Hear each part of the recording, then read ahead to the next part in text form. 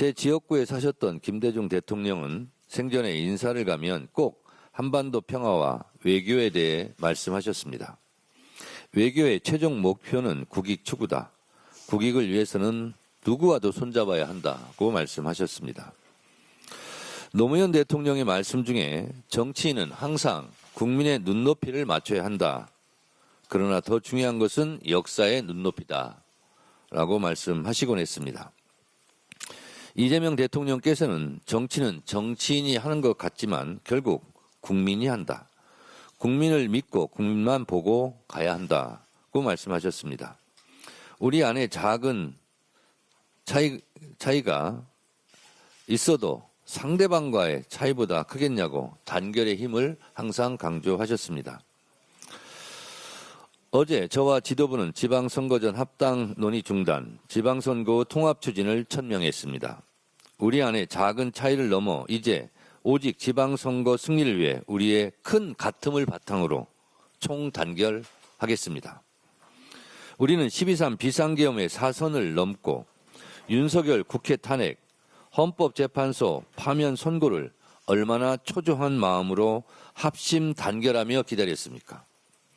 조희대 사법부가 이재명 대선 후보직을 박탈하려 할 때 얼마나 같이 분노했습니까?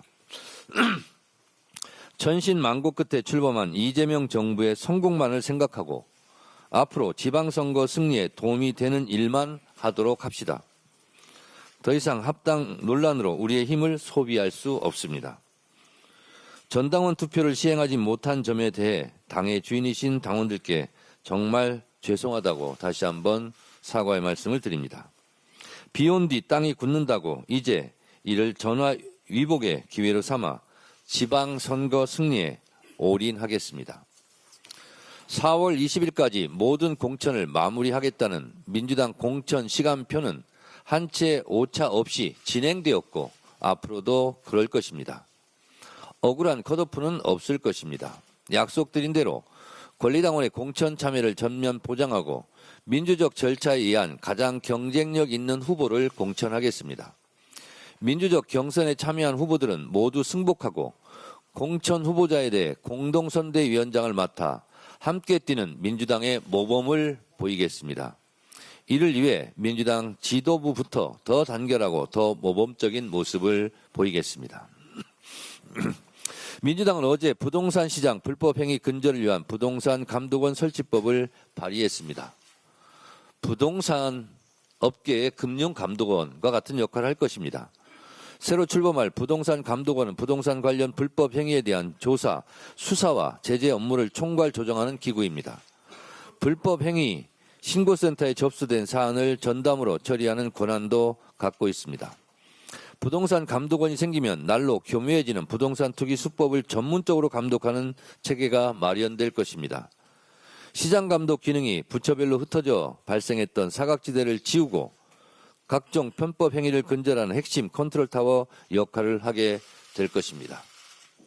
부동산과의 전쟁에서 항상 실패했던 전 정부의 것을 답습하지 않겠습니다.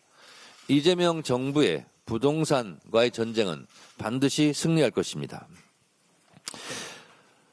이런 각오가 있음에도 불구하고 일각에서 신용정보 열람 권한이 과도한 것 아니냐는 우려를 제기하고 있습니다. 그렇지만 이번 법안에는 감독원이 자의적으로 정보를 수집하지 못하도록 3중 안전장치가 되어 있습니다.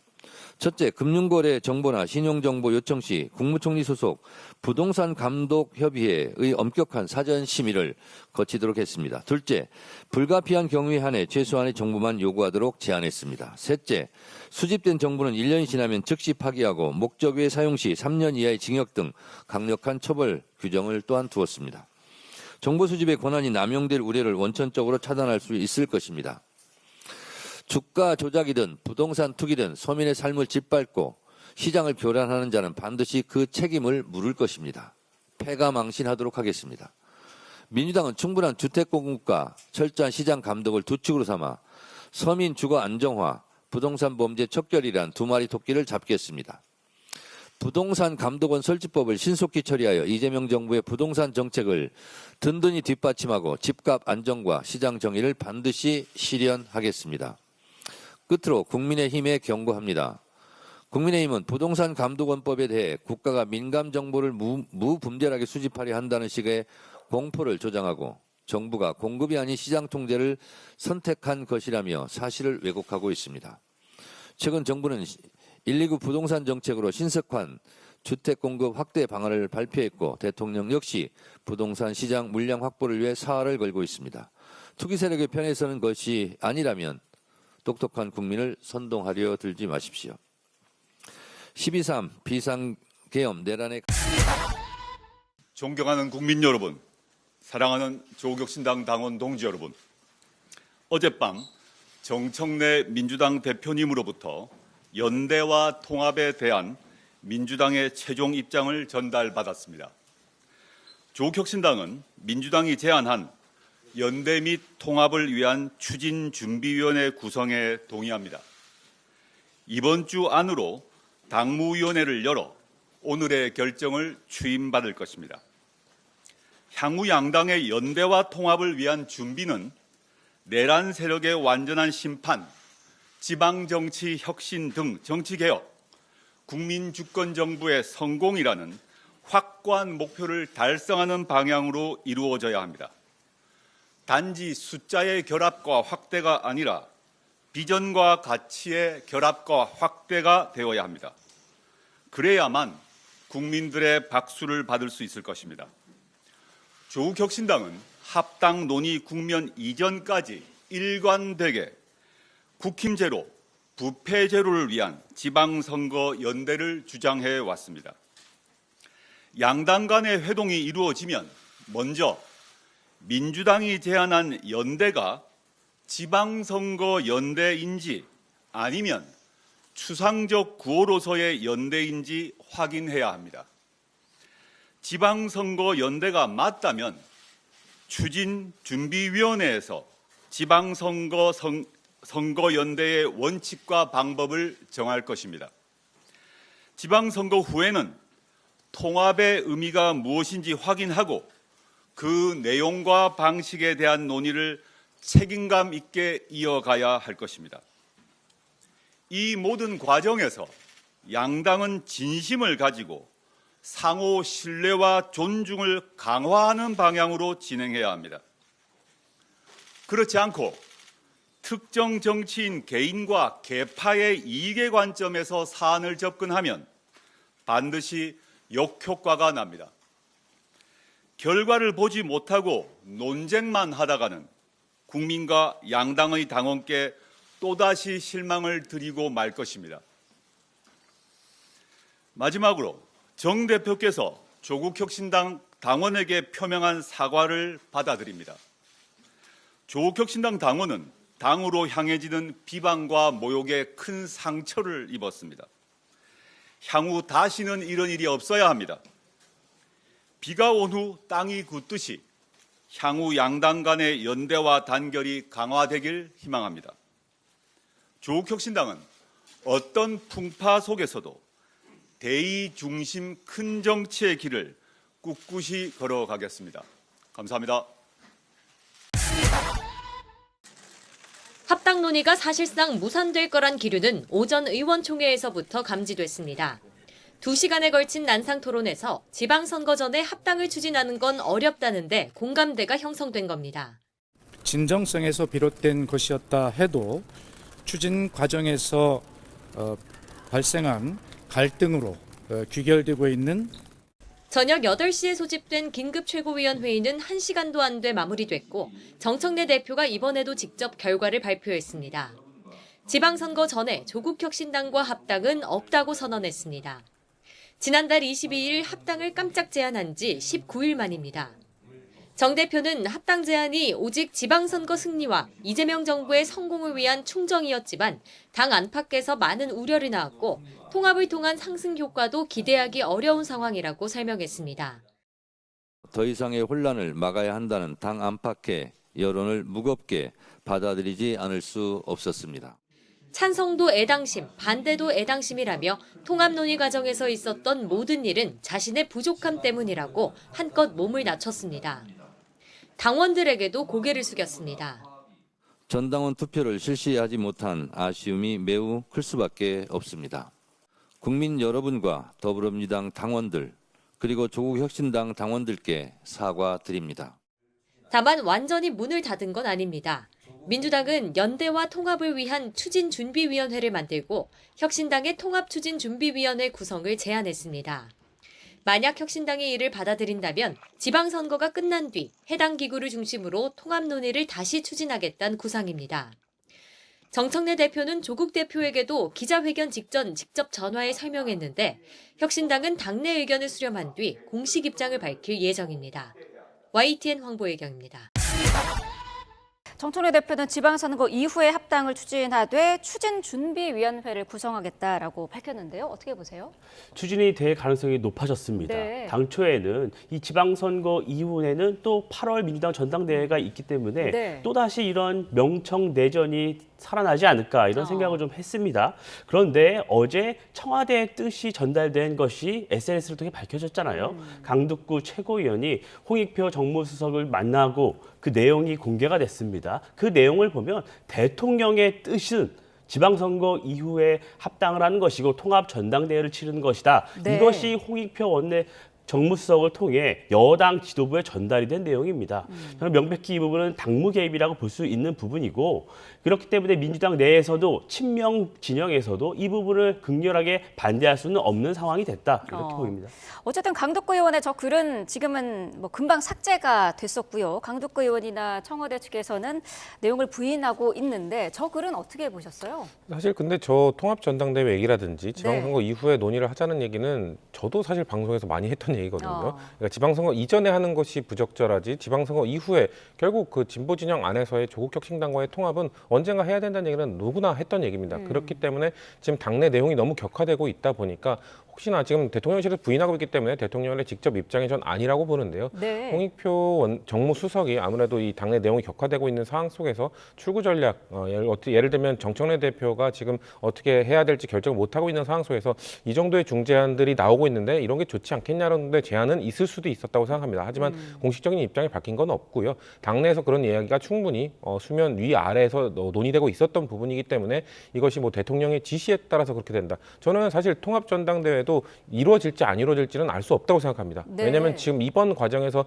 두드러졌던 것이 이재명 정부 임기 동안 이 조국혁신당과 민주당의 결이 좀 많이 달라졌어요. 이재명 대통령은 중도를 확장하기 위해서 계속 중도 쪽으로 가고 있었고 계속 진보 진영에서 더 강한 진보를 외쳤던 게 조국혁신당이기 때문에 지방선거 이후에 8월 전당대회 이전까지 2달 동안 그 간극을 과연 메울 수 있을 것인가. 메우는 게 합의가 된다면 통합전당대회도 가능합니다만 그게 안 된다면 조금 더 뒤로 미뤄질 가능성도 있기 때문에 네. 그것이 지금 마치 바이블처럼 뭔가 지시사항이 내려온 건 아니다라는 말씀드립니다. 민주당 정청래 대표가 조국혁신당의 합당을 깜짝 제안한 건 지난달 22일입니다. 더불어민주당과 조국혁신당이 추구하는 시대정신이 다르지 않다고 생각합니다. 이번 6.3 지방선거도 같이 치렀으면 좋겠습니다. 최고위원들도 몰랐던 전격 합당 제안에 절차적 논란이 불거졌고 실익에도 의문이 제기됐습니다. 비당권파 최고위원들이 정 대표의 독단적 의사결정 방식을 문제 삼으며 내홍은 시작됐습니다. 특히 밀약, 나눠 먹기 불가 등이 담긴 민주당 핵심들의 텔레그램 메시지가 포착되면서 당내 갈등은 점차 격화됐습니다. 2인자, 3인자들이 판을 바꾸고 프레임을 바꾸어 당권과 대권을 향한 욕망, 본인들이 간판이 되려는 이재명 대표에게 독서를 쏟아냈던 그 많은 사람들, 그 사람들이 지금 어디에 있는지 기억하십시오. 합당 논의의 무게 중심이 초반에 절차 미흡에 쏠렸다면 점차 권력 다툼으로 바뀐 겁니다. 여기에 합당 절차 시간표 등을 담은 대외비 문건을 당 차원에서 만든 사실이 알려지면서 갈등은 극에 달했습니다. 이 문건이 사실이라면 밀당을 한 겁니다. 합당 밀약이죠. 전적으로 대표가 책임져야 된다고 생각합니다. 또 친정청래계 이성윤 의원이 추천한 2차 종합특검 후보자 전준철 변호사 이력도 논란이 됐습니다.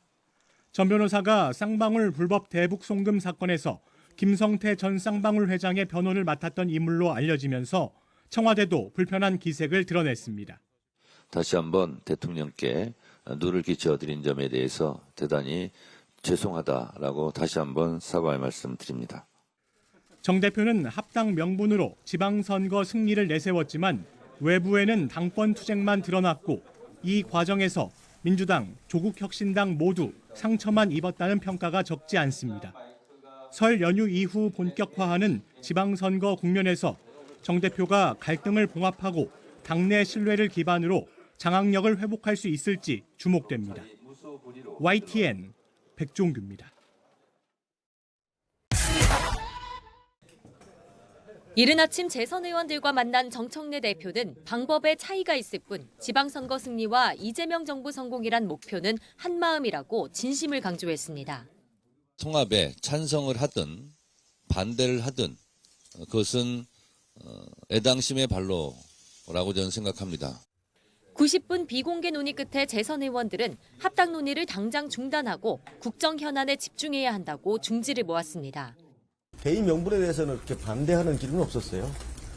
지금 시점 타이밍을 얘기하는 거죠. 이어진 비공개 의원총회에서도 비슷한 분위기가 연출됐습니다. 무려 20여 명이 발언했는데 법여권 통합이란 명분은 공감하지만 추진 시점과 발표 방식을 두고 문제 제기가 잇따랐다고 합니다. 관련된 적나라한 내용이 수차례 반복된 만큼 정 대표와 최고위원들이 서로 사과해야 한다는 의견도 제시됐습니다. 2시간 의원총회 끝에 민주당은 지방선거 전에 합당을 추진하는 건 어렵다는데 공감대를 형성했습니다.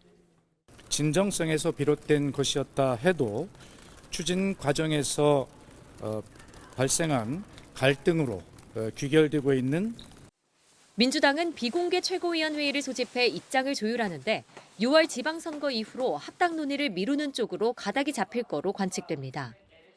다소 일방적이었던 깜짝 합당 제안부터 합당 시간표와 최고위원 분배 등이 적힌 대외비 문건 유출, 특별검사 추천을 둘러싼 이른바 청와대 경로설까지 대형 사고가 겹치면서 더는 합당을 밀어붙이기 어렵다는 판단이 작용한 거로 풀이됩니다. 조국혁신당은 민주당이 최종 입장을 발표하면 그때 입장을 내겠다면서도 사과를 촉구하며 불쾌한 기색을 감추지 않았습니다. 민주당에서 정돈된 제안을 해주시지 않는 과정에서 상당히 몸살을 앓은 피해자 입장입니다. 적절한 수준의 사과가 있어야 되지 않는가. 3주간 좌충우돌했던 합당 논의가 사실상 무산되는 수순에 들어가면서 향후 합당 추진 동력이 약해지는 건 물론 정청래 대표 리더십에도 치명타를 입었다는 분석이 나옵니다. YTN 황보혜경입니다.